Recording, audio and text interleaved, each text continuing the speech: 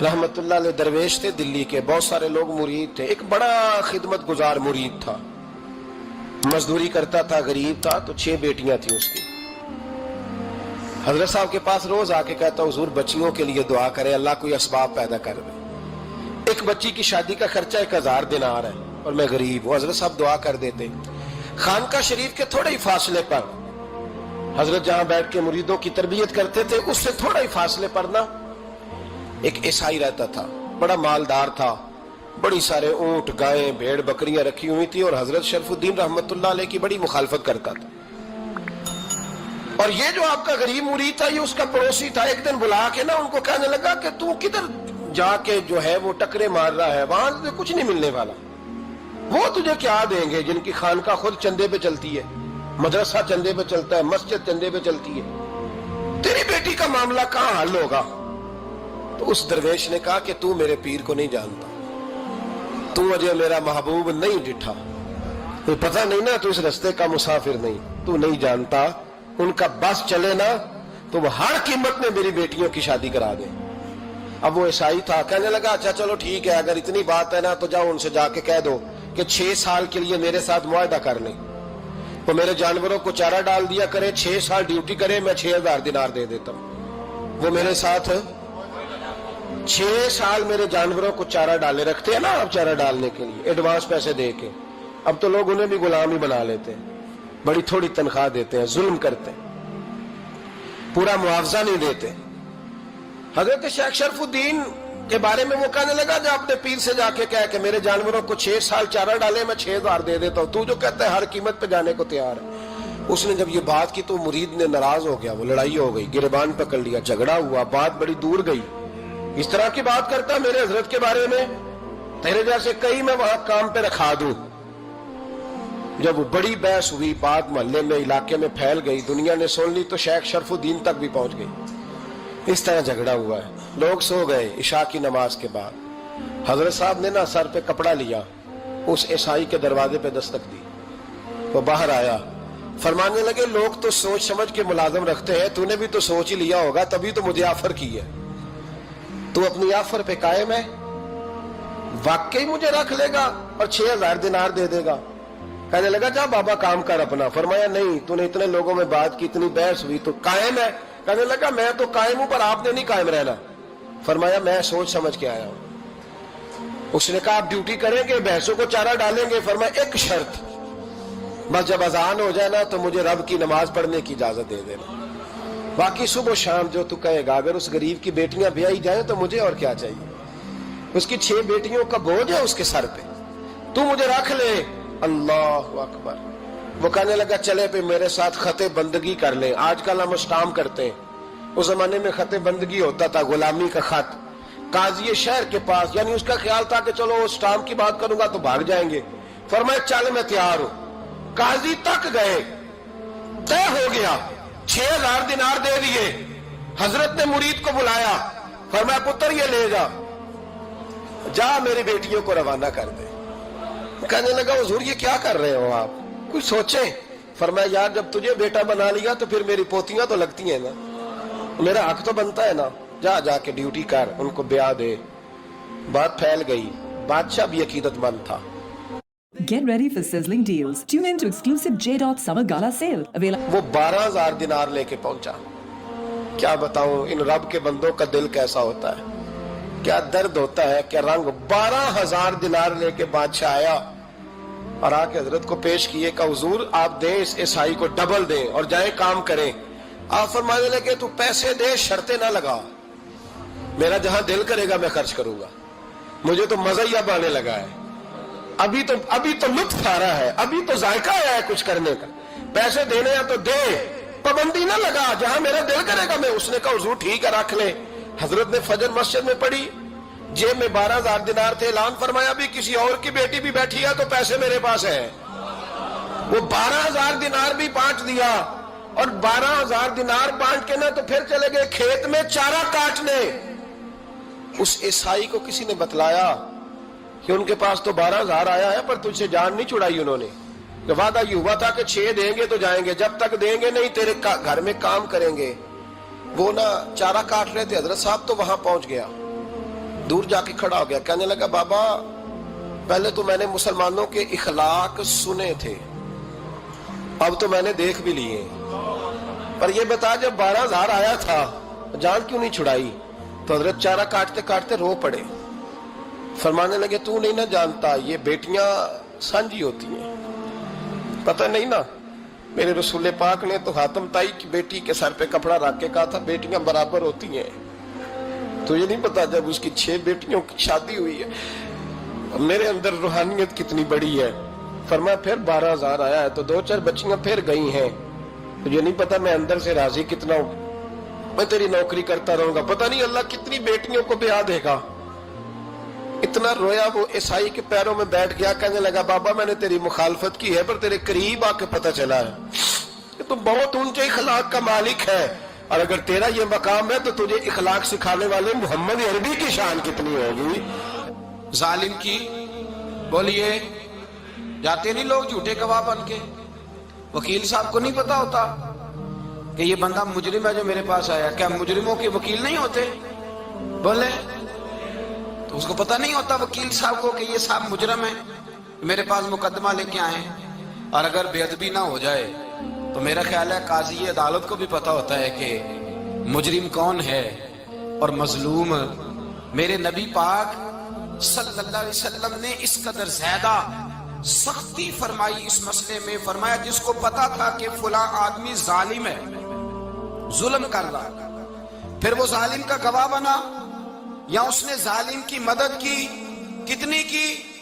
شارحین لکھتے ہیں چاہے اس نے ایک جملہ بول کے کی, چاہے ایک, سارے بولیے, چاہے ایک غریب کو اس نے ظلم کیا تو کہتے ہیں علاج یہ سی, چاہے ایک جملہ بول کے کی, شارحین اس حدیث کی شرح میں لکھتے ہیں ایک جملہ بول کے چاہے مدد کی. جس بندے نے کسی ظالم کی مدد کی کسی مقدمے میں یا کسی صورت میں اور اسے پتا تھا یہ ظالم ہے, میرے نبی پاک صلی اللہ تعالی علیہ وسلم فرماتے ہیں اگر اس نے مدد کی, ابھی ظالم کی بات نہیں ہو رہی, ظالم کے مددگار کی بات ہو رہی, اگر کسی نے ظالم کی مدد کی تو حضور فرماتے ہیں خدا بھی اس سے بری و ذمہ ہے, رسول بھی اس سے بری و ذمہ ہے. سنبھال کے رکھے اپنی نمازیں, قربانیاں, حج, زکوٰۃ سنبھال کے رکھے.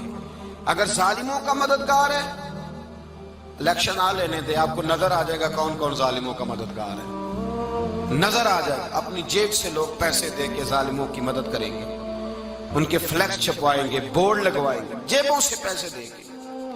ہم نے خود آگ لگائی ہے چمن میں اپنے, بے سبب گردشی ایام کو الزام نہ دو, ہم نے خود نور کا ظلمت سے کیا ہے سودا, کر کے توہین سحر شام کو الزام نہ دو. ظالموں کے مددگار میدان میں آ گئے, یہ چھوٹا لفظ نہیں, میرے حبیب پاک صلی اللہ علیہ وسلم نے فرمایا جو ظالم کا مددگار ہے سن لے جو سجن کے ساتھ کچہری جاتا ہے, وہ یاد رکھے جو دوست کا گواہ بنتا ہے, وہ یاد رکھے جو کہتا ہے میں مانگی گیا تھا, مجھے بلایا گیا تھا قبضہ چھڑانے کے لیے کسی غریب بیوہ کی جائیداد پہ, کب وہ سن لے تو مدد کر کے نہیں آیا, تو خدا کے ذمے سے نکل گیا. رسول پاک نے فرمایا تیرا میرا تعلق ختم ہو گیا, تو ظالم کا مددگار ہو گیا. پھر تو کہتا میں بے چین ہوں, میں بے قرار ہوں, میں آزمائش کا شکار ہوں. پلٹ کے دیکھ تو صحیح تیرا گناہ کتنا بڑا ہے. میرے نبی پاک صلی اللہ علیہ وسلم کا ایک اور فرمان سن لیں, ابن ماجہ ابو داؤد میں موجود ہے. اس حدیث کو آپ نے یاد کر لینا ہے, کر لیں گے انشاءاللہ, سارے کہیے انشاءاللہ کر لیں گے یاد. حضور صلی اللہ علیہ وسلم نے فرمایا اگر تو ظالم کی مدد کرے گا نا, کہ لفظ دل کی تختی پہ لکھ لینا, یہ مکافات عمل ہے, مکافات عمل دنیا, ادھر کرو گے تو ادھر بھرو گے. فرمایا اگر تو کسی ظالم کی مدد کرے گا, سن لے حضور کا فرمان ہے, اگر تو ابن ماجہ ابو داؤد صحاح میں موجود ہے, فرمایا اگر تو کسی ظالم کی مدد کرے گا تو رب تعالیٰ مرنے سے پہلے پہلے تیرے اوپر بھی ظالم کو مسلط کر دے گا. تیرے اوپر بھی ایک دفعہ ظلم ضرور ہوگا اگر تو ظالم کی, وہ کسی صورت میں بھی ہو سکتا ہے, کسی صورت میں بھی تیرا بیٹا ہی اٹھ کے ظلم کر دے گا, تو الجھ جائے گا, کسی نہ کسی جگہ تیرے لیے تباہی کا سامان ہوگا, تیرے اوپر ظلم ہوگا, اس لیے کہ تو ظالموں کا مددگار ہے. چاہیے یہ تھا کہ تو مظلوم کی مدد کرتا, انسانی ایمانی یقین کا فریضہ سر انجام دیتا, تو ظالموں کا مددگار ہو گیا. ٹٹول کے دیکھ لیں, رزلٹ نکال کے دیکھ لیں, ہمارے زمانے میں ظالموں کے مددگار زیادہ ہیں. پھر اتنی لمبی زبانیں نکال کے ظالموں کی مدد کرتے ہیں. بڑے بڑے کالم نویس اللہ نے انہیں قدرت دی لکھنے کی تو اپنا قلم ظالموں کی مدد میں خرچ کرتے ہیں. وہ لوگ جن کو اللہ تبارک و تعالیٰ نے قدرت دی، ہمت دی، طاقت دی، کچھ لوگ ان کے حلقہ احباب میں وہ اپنے لوگوں کو استعمال کر کے ظالموں کی مدد کرتے ہیں، ظالموں کی مدد کرتے ہیں. میرے نبی کریم سید عالم نور مجسم صلی اللہ علیہ وسلم نے فرمایا اگر تو نے ظالم کی مدد کی تو جب تک تو توبہ نہیں کرے گا رب تجھ سے ناراض ہی رہے گا. اللہ تجھ سے، او بھائی جس سے رب بھی ناراض ہو گیا، نہ کھانا نہ پینا نہ سونا نہ جاگنا نہ نیند، پھر تیری ہر چیز تیرے لیے آزمائش ہو جائے گی، پھر تیرا سایہ بھی تیرے لیے خوف کا سامان بنے گا، پھر زندگی جیتی جاگتی لاش بن جائے گی تو اپنے کندھوں پر اپنی میت اٹھائے پھرے گا. جب تو ظالم کا مددگار ہوگا، اور نبی پاک صلی اللہ علیہ وسلم نے فرمایا ظالموں کا مددگار بھی ظالم ہوتا ہے. ظالموں کا مددگار بھی، سارے بولے ظالموں کا مددگار بھی نہیں، کو نہیں، آپ سارے نہیں بولے، ایک دفعہ بولے ظالموں کا مددگار بھی. پکی بات ہے، ظالموں کا مددگار بھی. اللہ اکبر. جس کا یارانہ ہو، جس کا دوستانہ ہو، جو کہے میں نے نا اس کو اوکھے ویلے کے لیے ظالم کو یاد رکھا ہوا ہے. کبھی مشکل پر رکھے نہیں ہوئے لوگوں نے ظالم دوست؟ کہتے میں نے رکھے ہوئے ہیں، بلکہ ہمارے دیہات میں تو کہتے ہیں میں نے بازو بنائے ہوئے ہیں. کس کو بازو بنا لیا؟ ظالم بھی کبھی بازو ہوتا ہے. جو ظلم کی تلوار لیے میدان میں کھڑا ہے، قارون، حامان، فرعون، نمرود کا حال نہیں لوگوں نے گورنر بنا رہا ہوں زیادتی نہ کر بیٹھنا. یا رسول اللہ صلی اللہ علیہ وسلم کیا ہوتا ہے؟ تو میرے کریم نے فرمایا جب مظلوم دعا کے لیے ہاتھ اٹھاتا ہے تو عرش کا مالک کہتا ہے فرشتوں پیچھے ہٹ جاؤ. عرش کا مالک کہتا ہے فرشتوں پیچھے ہٹ جاؤ. میں وہ اس طرح مردہ پڑے کہ دنیا نے تماشا دیکھا ان کا. یہ رنگ ہم نے دیکھے نہیں اپنے آنکھوں سے. فرمایا ظالم کا مددگار بھی، جو کار میں بٹھا کے لے کے گیا وہ بھی ظالم، جس نے چائے پلائی وہ بھی، جس شخص نے کھانا کھلایا وہ بھی، جو کچہری تک ساتھ گیا وہ بھی، جس نے فلیکس کے نیچے بڑے شرابی کے نیچے چھوٹی اپنی فوٹو لگائی وہ بھی، جو ووٹ کی پرچی ڈالنے گیا وہ بھی. کہہ دینا باہر نکل کے کہ حضرت صاحب نے سیاسی تقریر کی ہے، کہہ دینا، پر بات تو سچی ہے نا. خو کرے ہم تو سے تھوڑا سا گلا بھی سن لے، خو کرے ہم تو سے تھوڑا سا بھی گلا. امام مالک کے پاس ایک بندہ آیا، اس نے کہا حضور میں درزی ہوں، ایک ظالم بادشاہ مجھ سے کپڑے سلواتا ہے، میں تو ظالموں کا مددگار نہیں نا.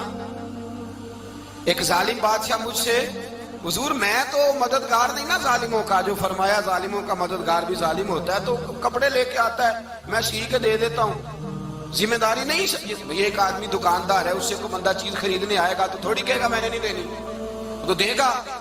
کوئی بندہ اگر کسی شخص سے کوئی کام کہتا ہے جو اس کی فیلڈ ہے، اس کا شعبہ ہے، اس کا معاش کا وہ سلسلہ ہے، کہتے ہیں یا رسول اللہ صلی اللہ علیہ وسلم ظالموں کا مددگار بھی ظالم، حضور نے فرما دیا. تو امام مالک سے بندے نے مسئلہ پوچھا، دل کی تختی پہ لکھنے والی باتیں ہیں. کہا حضور میں درزی ہوں، ظالم کپڑے سلواتے ہیں، میں تو مددگار نہیں نا. امام صاحب کہنے لگے نہیں، مددگار تو وہ ہوگا جو تجھے سوئی دھاگا فراہم کرے گا. تو تو پورے کپڑے سی کے دیتا ہے، تو خود بہت بڑا ظالم ہے. تو پورے سوٹ سی کے دیتا ہے، تو بہت بڑا ظالم خود ہے. مددگار تو وہ ہوگا جو تجھے دھاگا دے گا، جو تجھے بٹن دے گا، جو تجھے نلکی دے گا. جو ظالم سے اتنی نفرت ظلم کر کے بندہ ہے. یہاں تو ہمارے زمانے میں ہیرو بن جاتے ہیں لوگ. ظالم ہیرو ہے، لوگ اس سے ڈرتے پھرتے ہیں، گھومتے پھرتے ہیں، اور بہت سارے کم مزاج لوگ اس کے پیچھے ہاتھ باندھ کے پھرتے ہیں. ظالموں کی مدد کرنا، ظالموں کے ساتھ رہنا، یہ ظلم ہے، ظلم، یہ زیادتی ہے. میرے نبی پاک صلی اللہ تعالی علیہ وآلہ وسلم نے ارشاد فرمایا یاد رکھو رب فرماتا ہے میں مظلوم کی مدد ضرور کروں گا، چاہے جلدی کروں چاہے دیر سے کروں، میں مظلوم کی مدد. اور حضور صلی اللہ علیہ وسلم نے فرمایا ہے، حضرت معاذ بن جبل کہتے ہیں حضور نے مجھے یمن کا گورنر بنایا. جب میں جانے لگا نا تو حضور نے بڑی نصیحتیں کی، بخاری میں موجود ہے. فرماتے ہیں جب میں پلٹنے لگا تو میرے رسول نے فرمایا معاذ ایک منٹ ٹھہر جا، ایک بات میری یاد رکھنا، اس کو نہ بھولنا. کہا حضور کیا؟ فرمایا دیکھنا کسی پہ ظلم نہ کر بیٹھنا، کہیں تجھ سے زیادتی نہ ہو جائے. محبوبہ پھر حضور نے فرمایا سن میرے معاذ، میں تجھے گورنر بنا رہا ہوں، زیادتی نہ کر بیٹھنا. یا رسول اللہ صلی اللہ علیہ وسلم کیا ہوتا ہے؟ تو میرے کریم نے فرمایا جب مظلوم دعا کے لیے ہاتھ اٹھاتا ہے تو عرش کا مالک کہتا ہے فرشتوں پیچھے ہٹ جاؤ. عرش کا مالک کہتا ہے فرشتوں پیچھے ہٹ جاؤ.